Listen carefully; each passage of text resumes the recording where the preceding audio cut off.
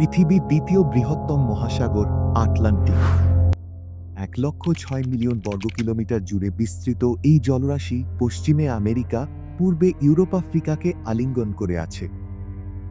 এ যেন পৃথিবীর হৃৎপিণ্ড, যা রক্তের মতো স্রোত বয়ে নিয়ে যায় বিশ্বের জলবায়ু, বাণিজ্য আর জীবন। আজ আমরা ডুব দেব এই রহস্যময় মহাসাগরের গভীরে।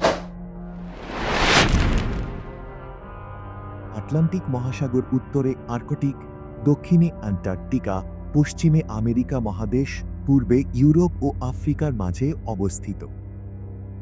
এর গড় গভীরতা 3,600 মিটার, কিন্তু পুয়ের্তো রিকো ট্রেঞ্চে গভীরতা নামে 8,376 মিটারে, পৃথিবীর অন্যতম গভীরতম স্থান।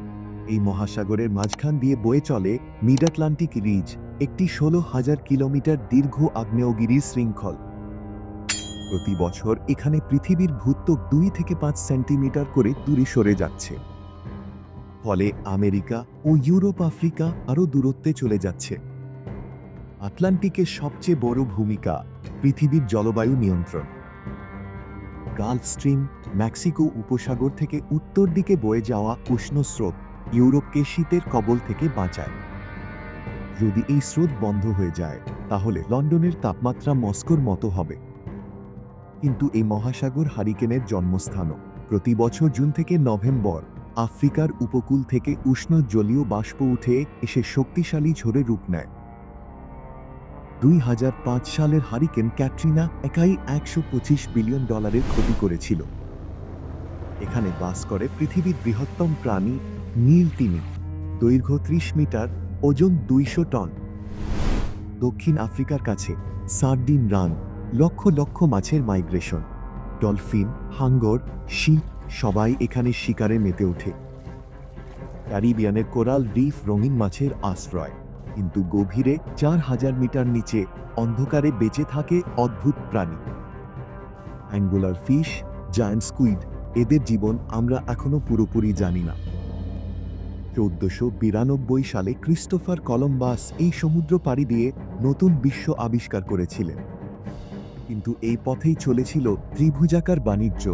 আফ্রিকা থেকে 1,20,00,000 ক্রীতদাস আমেরিকায় নিয়ে যাওয়া হয়েছিল এই সাগর পাড়ি দিয়ে।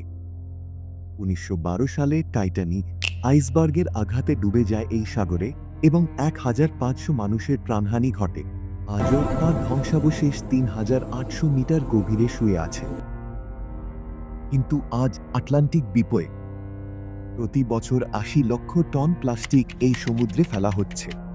অতিরিক্ত মাছ ধরায় 33% মৎস্য প্রজাতি বিলুপ্তির পথে। জলবায়ু পরিবর্তনের কারণে সমুদ্রের পানি তুলনামূলকভাবে কমছে এবং কোরাল ব্লিচিং বাড়ছে। তবু আশা আছে। আটলান্টিক সাগরকে সামুদ্রিক বন ঘোষণা করা হয়েছে। আন্তর্জাতিক চুক্তির মাধ্যমে অতিরিক্ত মাছ ধরা নিয়ন্ত্রণ করা হচ্ছে। আটলান্টিক শুধু জল নয়, এ পৃথিবীর প্রাণ। একে বাঁচাতে হলে আমাদের সচেতন হতে হবে, কারণ এই মহাসাগর বাঁচলে আমরাও বাঁচব। মজাদার জ্ঞানমূলক ভিডিও পেতে হলে মেথা এক্সপ্লোর চ্যানেলটি সাবস্ক্রাইব করে আমাদের পাশে থাকুন।